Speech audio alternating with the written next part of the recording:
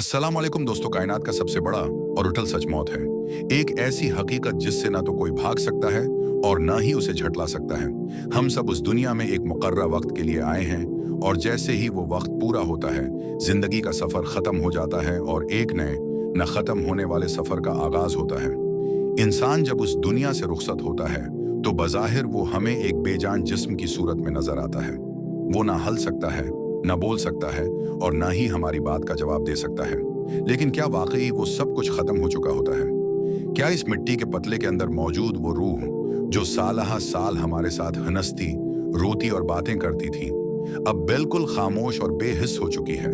अहादीस मुबारकी और बुजुर्गों के अक़वाल की रोशनी में ये बात वाज़ेह होती है कि मौत सिर्फ जिस्म की होती है, रूह की नहीं। जब इंसान की आंखें बंद होती हैं तो दरअसल उसकी हकीकी जिंदगी का आगाज होता है। वो रूह जो इस दुनियावी जिस्म के कैद खाने से आजाद हो चुकी होती है, वो सब कुछ देख रही होती है, सब कुछ सुन रही होती है और अपने प्यारों की हर हरकत को महसूस कर रही होती है। लेकिन उसके और उस दुनिया के दरमियान एक ऐसा पर्दा हायल कर दिया जाता है कि वो चाह कर भी अपनी आवाज हम तक नहीं पहुंचा सकती।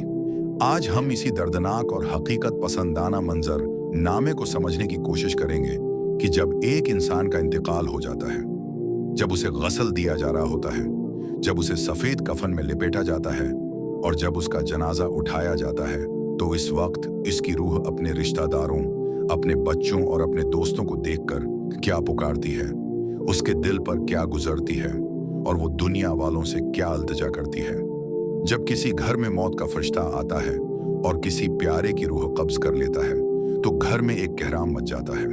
वो इंसान जो चंद लम्हे पहले तक घर का सरबराह था, किसी का बेटा था, किसी का बाप था या किसी की माँ थी, अब अचानक एक मियत बन जाता है।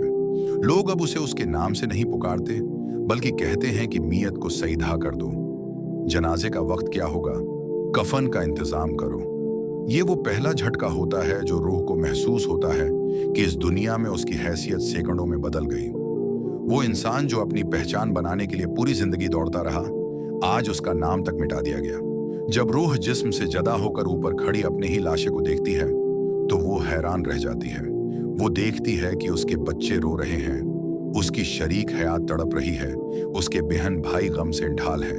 इस वक्त रूह अपने रिश्तेदारों के पास जाती है, वो उनके कुंधों पर हाथ रखती है, वो अपने बच्चों को गले लगाने की कोशिश करती है और चलाती है कि मैं जिंदा हूं, मैं मरा नहीं हूं, देखो मैं तुम्हारे सामने खड़ा हूं, तुम क्यों रो रहे हो। लेकिन अफसोस, दुनिया वाले उसकी इस पुकार को नहीं सुन सकते।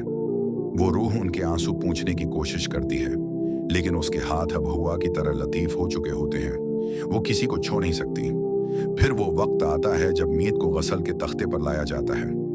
ये मंजर रूह के लिए इंतहाई तकलीफ दे और अबरतनाक होता है।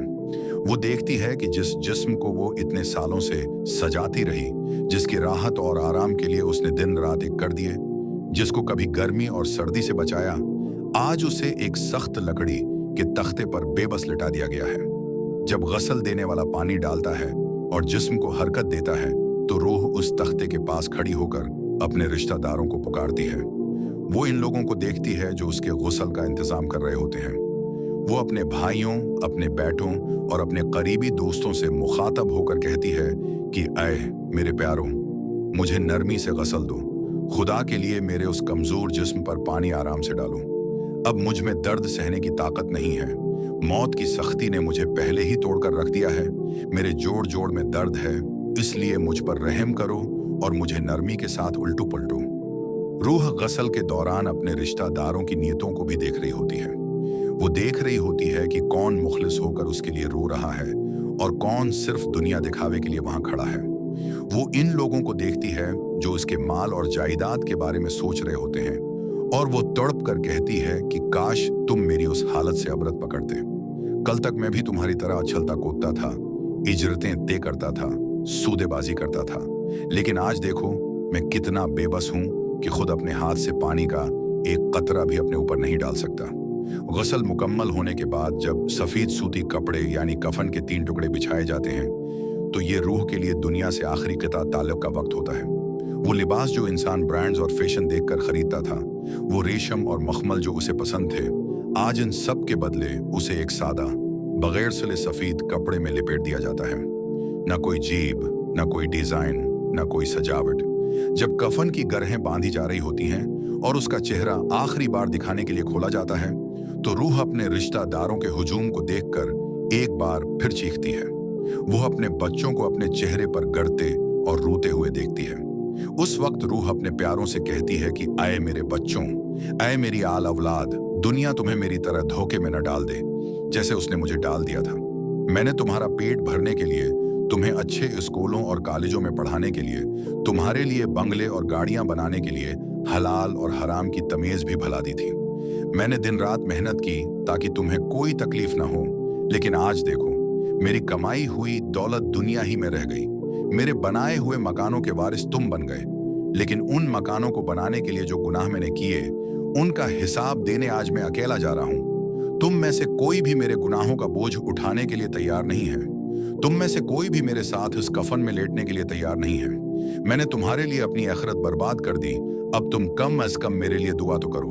कफन पहनाने के बाद जब मीयत का जनाजा तैयार हो जाता है और उसे चारपाई पर रखकर घर से बाहर निकालने का वक्त आता है, तो ये वो लम्हा होता है जब पूरे घर में कयामत का मंजर होता है। वो घर जिसे इंसान ने तन का जोड़कर बनाया था, जिसकी दीवारों और छतों को वो अपनी मुल्कियत समझता था, आज इसी घर की दहलीज उसके लिए हमेशा हमेशा के लिए बंद हो रही होती है। जब जनाजे को कुंधा दिया जाता है और चारपाई घर के सहन से बाहर निकलती है, तो रूह की तड़प और उसकी पुकार अपने उरूज पर पहुंच जाती है। रवायात में आता है कि अगर मरने वाला नेक और साले हो, तो उसकी रूह जनाजे के आगे आगे उड़ती है और कहती है कि मुझे जल्दी ले चलो, मुझे जल्दी आगे बढ़ाओ। तुम नहीं जानते कि मेरे रब ने मेरे लिए कितनी राहतें और कितने इनामात तैयार कर रखे हैं। मुझे इस दुनिया की तकलीफों से नजात दिलाओ और मुझे मेरे असल ठिकाने तक पहुंचाओ। लेकिन अगर मरने वाला गुनहगार हो, अपनी जिंदगी अल्लाह और उसके रसूल की नाफरमानी में गुजारने वाला हो, नमाजों को कज़ा करने वाला हो और दुनिया की मुस्तियों में खोया हुआ हो, तो उसकी रूह खौफ से कांप रही होती है। वो जनाजे के ऊपर चीखती और चलाती है कि हाय अफसोस, मुझे कहाँ लिए जा रहे हो, मुझे रोक लो, मुझे वापस मेरे घर पहुंचा दो। मैं तौबा करना चाहता हूँ, मैं नमाज पढ़ना चाहता हूँ, मैं लोगों के हुकूक अदा करना चाहता हूँ। मुझे इस अंधेरी और तंग कब्र में मत फेंको, मैं वहां अकेला कैसे रहूंगा। लेकिन अफसोस कि इस वक्त इसकी ये चीख और पुकार इंसानों और जन्नात के अलावा कायनात की हर मखलूक सुनती है, मगर कोई उसकी मदद नहीं कर सकता। जनाजा जब मस्जिद या ईदगाह के मैदान में पहुंचता है और नमाजी जनाजा के लिए सफ़ें दरस्त की जाती हैं, तो रूह वहां मौजूद हर शख्स को देख रही होती है। वो देखती है कि उसका जनाजा पढ़ने के लिए कितने लोग आए हैं। वो अपने दोस्तों, रिश्तेदारों और मोहल्लेदारों को देखकर दिल में सोचती है कि आज ये सब लोग मेरे लिए सिफारिश करने खड़े हैं। रूह उस वक्त सबसे इल्तिजा करती है कि ऐ मेरे भाइयों, आज मेरे हक में खुलूसी दिल से मगफरत की दुआ करना। आज सिफारिश का वक्त है, आज अल्लाह के सामने मेरी बख्शिश की दरख्वास्त करना, क्योंकि कुछ ही देर बाद मुझसे सवाल और जवाब होने वाले हैं। तुम्हारी एक मुखलसाना दुआ शायद मेरी नजात का जरिया बन जाए। नमाजी जनाजा के बाद जब सफर आखिरत का आखिरी पड़ाव यानी कब्रिस्तान आता है, तो मंजर बिल्कुल बदल जाता है। दुनिया की चहल पहल पीछे रह जाती है और हर तरफ खामोशी का राज होता है। जब जनाजे को कब्र के किनारे रखा जाता है और मिट्टी की उस तंग और तारीक लहद को खोला जाता है, तो रूह का दिल बैठने लगता है। वो देखती है कि जिस इंसान के लिए दुनिया का बस्तर भी अगर थोड़ा सख्त होता था, तो उसे नींद नहीं आती थी, आज उसे नंगी मिट्टी पर लटाया जा रहा है, जहां ना कोई तकिया है, ना कोई पंखा और ना कोई एयर कंडीशनर। जब रिश्तेदार अपने हाथों से मियत को कब्र में उतारते हैं, तो रूह उनके हाथों की नरमी और उनके दिलों की धड़कनों को महसूस कर रही होती है। वो देखती है कि उसका अपना बेटा, उसका अपना भाई उसे मिट्टी के स्पर्श कर रहा है। जब कब्र पर लकड़ी के तख्ते या सलीब रख दिए जाते हैं और अंधेरा छा जाता है, तो रूह पर तन्हाई का खौफ तारी होने लगता है। और फिर जब लोग अपने हाथों में मिट्टी लेकर कब्र पर डालना शुरू करते हैं, तो रूह हर एक मिट्टी डालने वाले को देखकर कहती है कि तुम तो मेरे अपने थे, तुम तो मुझसे मोहब्बत का दावी करते थे, आज तुम खुद अपने ही हाथों से मुझे मिट्टी के नीचे दबा रहे हो। तुम इतनी जल्दी मुझसे थक गए कि मुझे जमीन के अंदर छुपाकर अब वापस जाने की जल्दी में हूँ। हदीस पाक का मफहूम है कि जब लोग जनाजा दफन करके वापस लौटते हैं, तो मीत उनके जूतों की आहट तक सुनती है। ये वो लम्हा होता है जब रूह पर सबसे बड़ी हसरत और तन्हाई का पहाड़ टूटता है। वो देखती है कि उसके सब प्यारे, जिनके लिए उसने अपनी जिंदगी कुर्बान कर दी, अब एक एक करके कब्रिस्तान के गेट से बाहर निकल रहे हैं। कोई अपनी गाड़ी की तरफ जा रहा है, कोई अपने कारोबार की बातें कर रहा है, कोई रात के खाने का सोच रहा है। सब अपनी अपनी दुनिया में वापस लौट रहे हैं और उसे उस अंधेरी, तंग और तन्हा कब्र में हमेशा के लिए छोड़कर जा रहे हैं, जहां अब उसका कोई साथी नहीं सिवाय उसके अमाल के। उस वक्त रूह कब्र की तन्हाई में पुकारती है कि ऐ दुनिया वालों, ऐ मेरे रिश्तेदारों, तुम तो रुखसत हो गए, लेकिन अब मेरी असल जिंदगी का इम्तिहान शुरू होने वाला है। काश मैंने दुनिया में रहते हुए इस दिन की तैयारी की होती। काश मैंने सजदों में रोकर अपने रब को राजी किया होता। काश मैंने माल जमा करने के बजाय आखिरत के लिए नेकियां जमा की होती। आज मेरी दौलत, मेरा मनसब, मेरी डगरियां, मेरी पहचान सब कुछ बाहर रह गया और मेरे साथ अंदर सिर्फ मेरी नमाजें, मेरा सदका और मेरे अच्छे एमाल आए हैं। ये वो सच्ची और हिला देने वाली हकीकत है जो एक दिन हम सब के साथ पेश आने वाली है। आज जो जनाजा हम उठते हुए देख रहे हैं, कल वो हमारा अपना जनाजा हो सकता है। आज जिस मियत को हम गसल दे रहे हैं, कल हमारी बारी हो सकती है। मौत का कोई वक्त मुकर्रर नहीं है।